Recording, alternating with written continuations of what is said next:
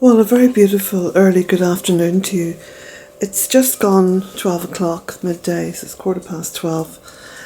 And I'm going to make the video about the ash trees because I think it's very pertinent, very, very pertinent, actually very important to make this. And I'll try to explain the reasons why as I go through the story. But before I begin, because I'm standing here in the cottage on this very beautiful day, and there is a beautiful breeze. It's very gentle. It's a very gentle breeze. So it kind of comes in wafts, which is lovely. But before I begin, I want to do a couple of thank yous and answer a couple of questions. So the first thank you is to Deirdre. Deirdre, thank you so much for the book. I received it this morning. My second thank you of the day is to Anonymous.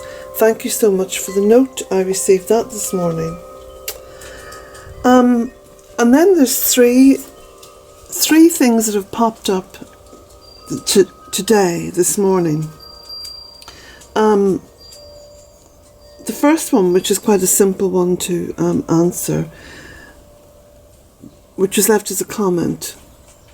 How did I begin and did I have a plan? Well, this is a point at which I can introduce my book, A Cottage and 3 Acres, and I'll just do what I rarely do, which is to do a little bit of promotion. And this is the book here, A Cottage and 3 Acres, the story of one woman's return to Ireland in her quest for Eden. And this book, I wrote this book to explain as much as I could at that point in time about the Bealtaine project. So most of the queries that you'd have about, things like did I have a plan and etc. would be found in this book. I'm quite happy to answer the question as well, of course, which quite simply is no, I did not have a plan. I don't like plans. I think plans can infringe sometimes quite seriously on what should be a natural process of connecting to Mother Earth.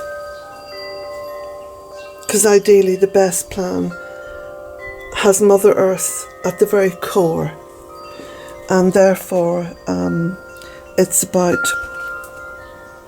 about constantly observing the landscape, constantly observing her, and then acting accordingly.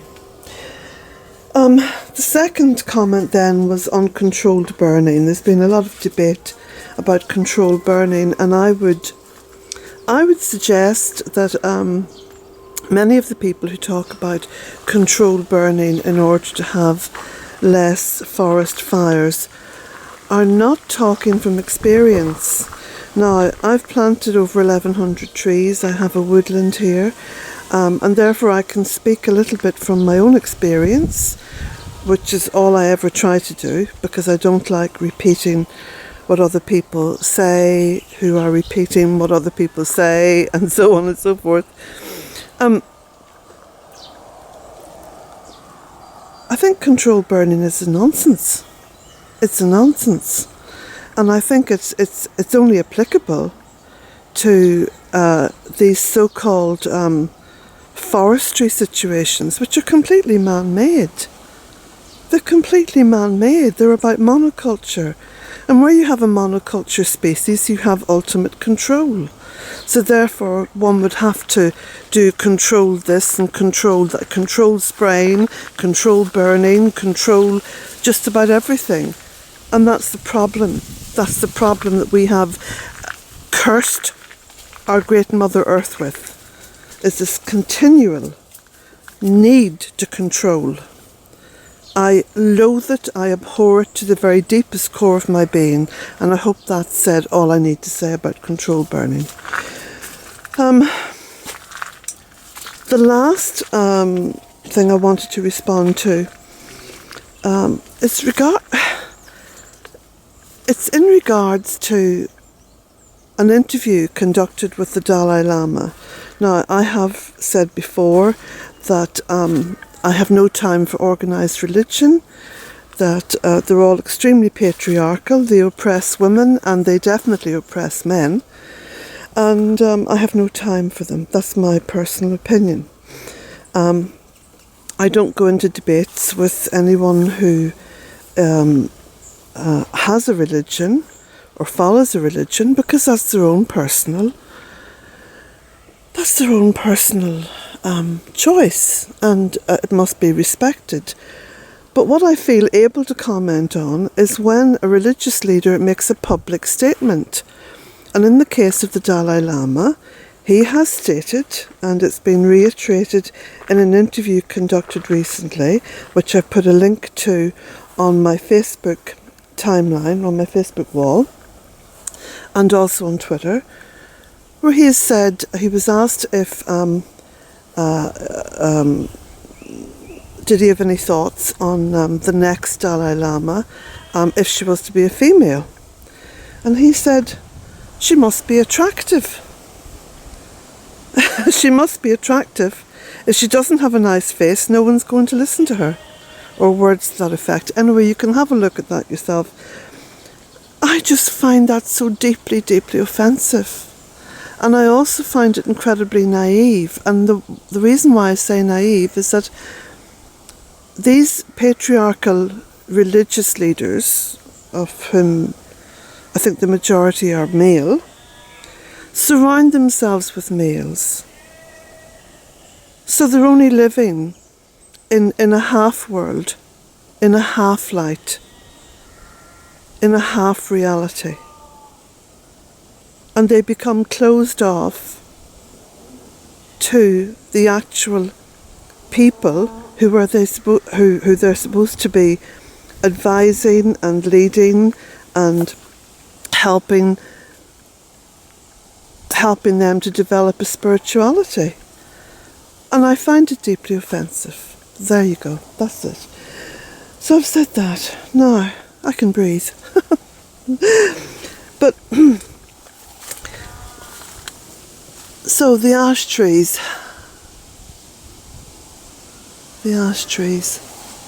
So I'm looking up now at this beautiful ash tree on the entrance to the fairy wood, which has died. But letting the beautiful ivy just cling to it, kind of create a sarcophagus of green. So I'm just thinking where to begin my story. I suppose I should begin at the beginning, shouldn't I? When I first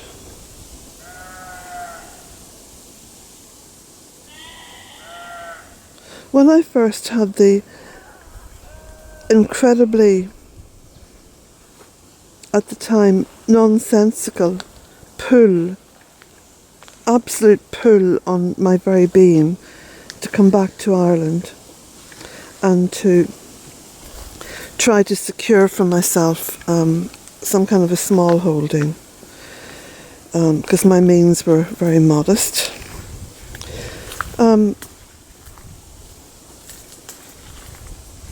I got this old cottage, which is now Bealtaine Cottage, and 3 acres of very rushy land. And there were some ash trees on the perimeter of the land, some inside the fence, some outside the fence.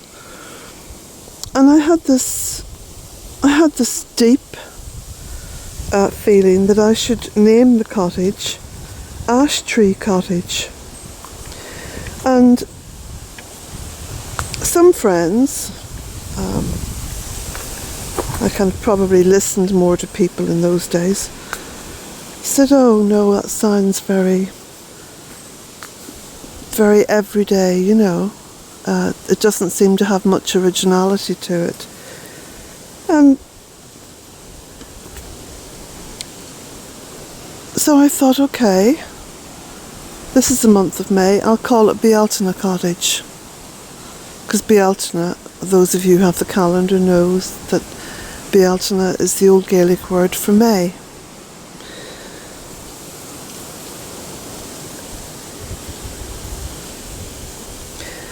then, in between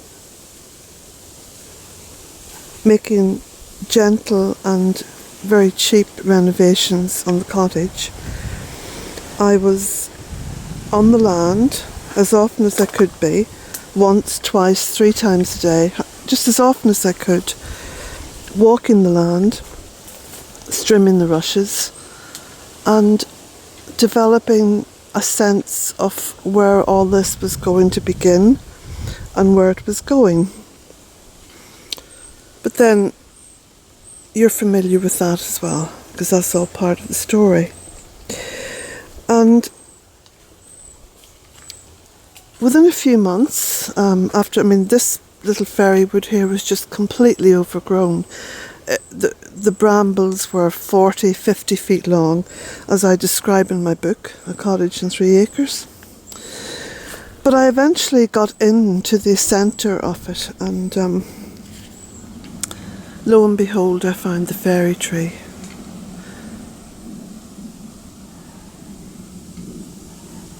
So now fast forward 15 years.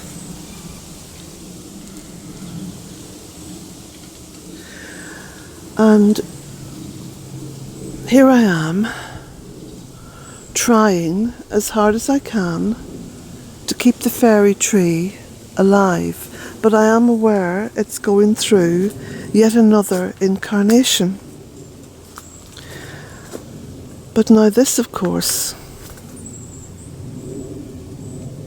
is the interesting part. Because just as this deadly disease hits the ash trees of Ireland, this little fairy wood has become absolutely covered with very healthy ash trees. They're springing up everywhere, but especially they're springing up around the fairy thorn. Now when I say springing up, I mean they're coming out of every crevice. They're coming out from the top of the burial stone. They're coming out from around the stone, from around the tree. They're just everywhere. And they are the healthiest looking ash trees I've ever seen. You see them all?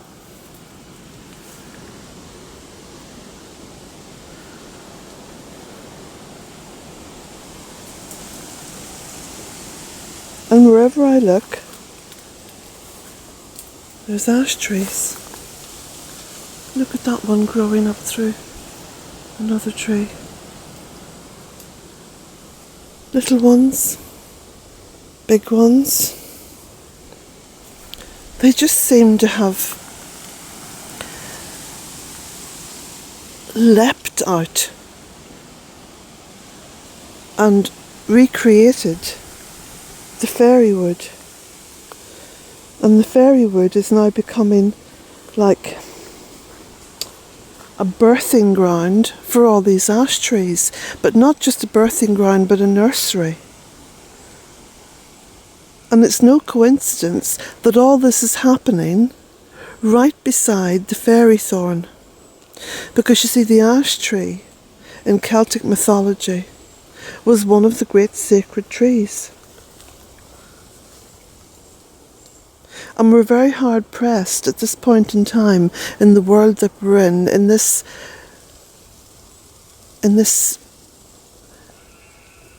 created world. Because most of the time we're not living in the real world.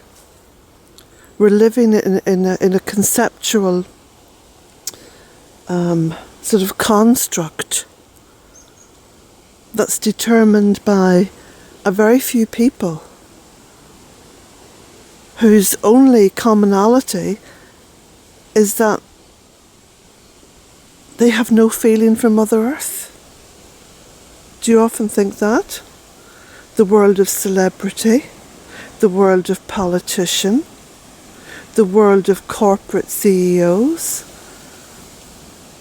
these are all people who share this common thread, that they have no apparent love or feeling or depth of understanding of Mother Earth and the natural world which is here.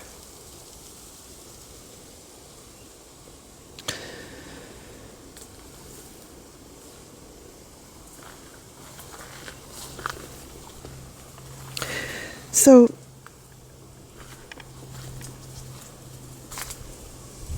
it isn't just up here where all these ash trees are growing, but a couple of years back, I suppose really at the time when this disease took hold, because you see, Mother Earth knows what's going on all the time. We may not know. I mean, we stumble about in a mist of stupidity most of the time. We have no idea what's happening. We have very little connection with Mother Earth. And even those who, like me, desire a deep and meaningful connection are hard pressed at the best of times to be able to fulfill that.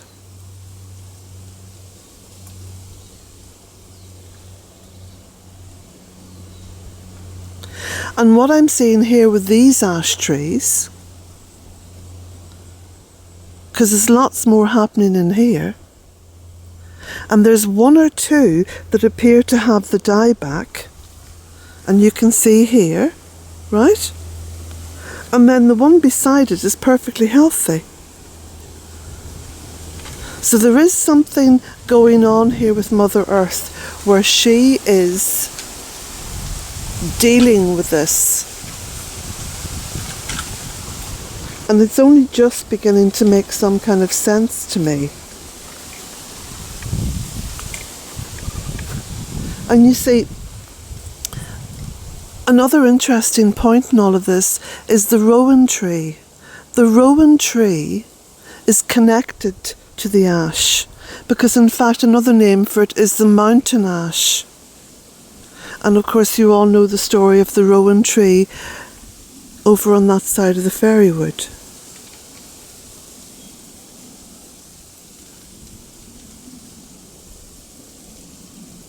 We live on this wheel.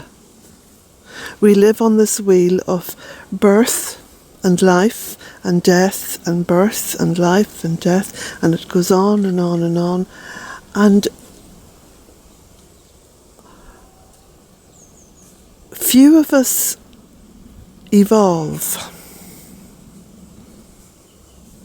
because few of us take the time to make the connection with Mother Earth and to try. You know, we kind of fumble in the darkness trying to find that connection. And sometimes we find it, and it's so difficult to hold on to, because you have the real, in inverted commas, world all around us telling us how foolish we are. And of course the science that we live under and have lived under from the very inception of science under Descartes is that the universe is mechanical, and that all life is mechanical, and that animals have no feelings. I mean, this is the science upon which we have based our civilization, and we have the gall to call it civilization, and it's not civilization. It is most uncivilized. But then there's that arrogance, you see, the arrogance of, well, I mean, indigenous people aren't civilized. We're terribly patronising towards indigenous people. I am an indigenous person. We are all basically indigenous people. But it is what we bring with us. It is what we bring with us down through all those generations that allows us to maintain or even just retain that indigenous link. whilst all the time we're told, this is the age of technology now. This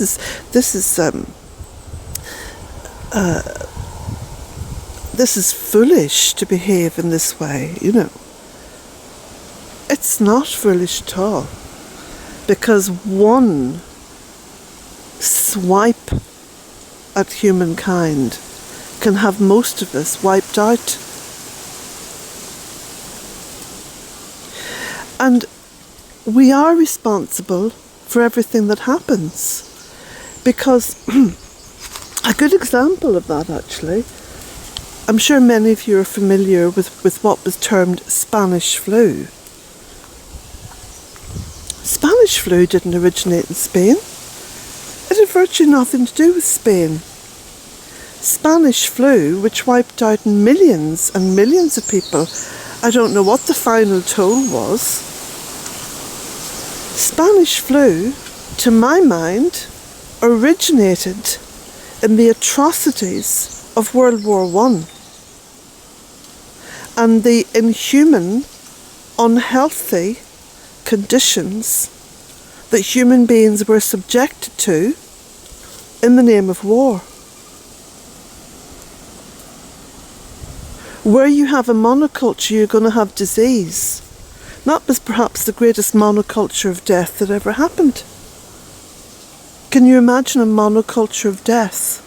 But that's what's been happening, you see, with the ash trees.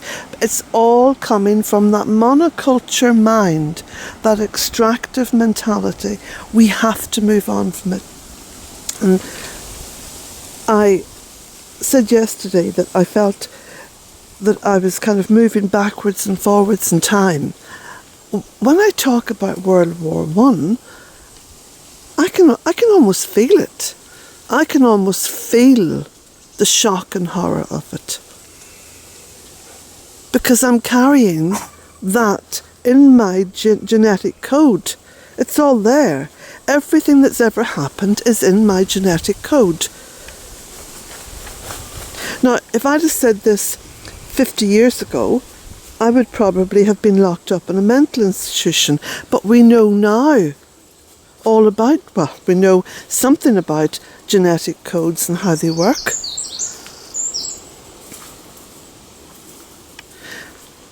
The concept of us drinking the same water that the dinosaurs drank probably puts it into perspective best. But you see, we're not just drinking the water that the dinosaurs drank. We are drinking the very ancestors of ours who have lived before us, because everything that they were has gone back into the earth. And in going back into the earth, it does go into the water system. And we know now that there has been these extraordinary experiments done with proving that water is not just alive and cognizant of everything around it, but it also has a memory. And I'm sure many of you will be familiar with what I'm talking about. The experiments are continuing to be done. And leads us to a small understanding of religions that have continually talked about blessing water. Anytime that I'm ill, I bless the water before I drink it. I bless it, I thank it, and I ask it to heal me. And scientists now tell us that to do something like that changes the very construct of the water.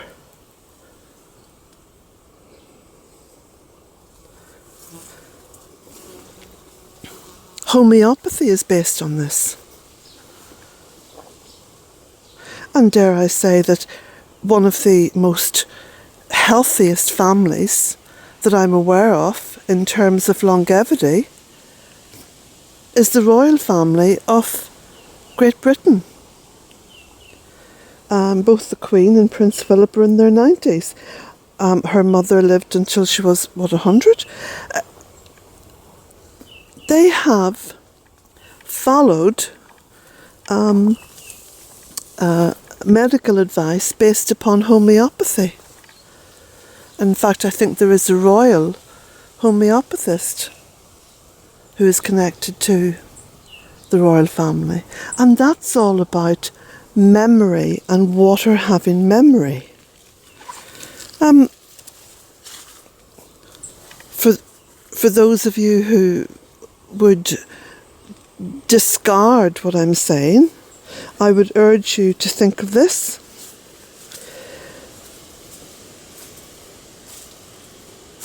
When water is polluted,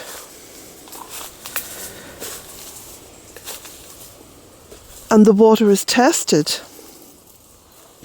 the water can only be tested to a particular level, to a particular dilution. But whatever was in that water to begin with in terms of pollution, trace elements are found over and over, regardless of how much dilution happens. And we can only test to a particular level of dilution.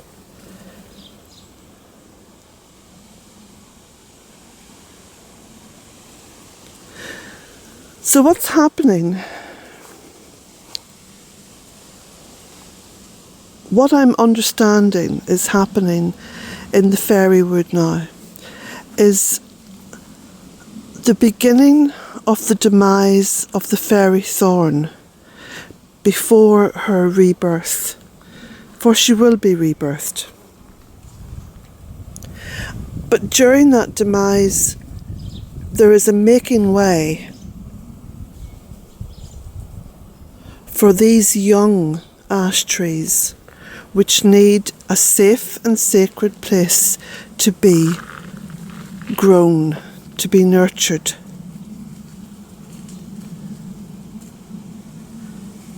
It's what we do as parents. We find the safest place to put our baby down to make them safe, where they can sleep. Don't think Mother Earth is any different, because she's not. In fact, she's the one who's given us all this wisdom to begin with.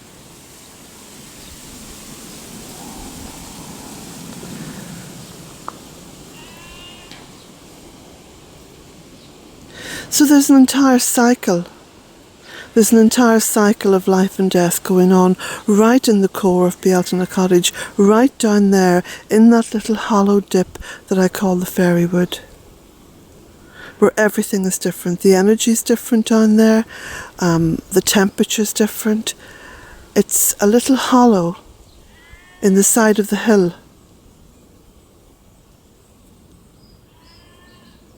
It's a little place of nurture.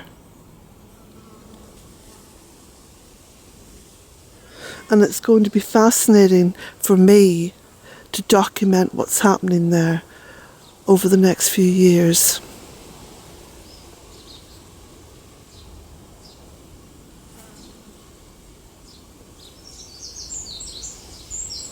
But I am feeling very optimistic. Well, not just feeling optimistic, I am optimistic. Because I know that there's a force greater than me and greater than all the scientists who are investigating this tragedy of the ash tree. There is a force at work. Now, I don't know if I've explained all that in a truly holistic way that you understand. You may just take little bits of it and understand. With most of what I say,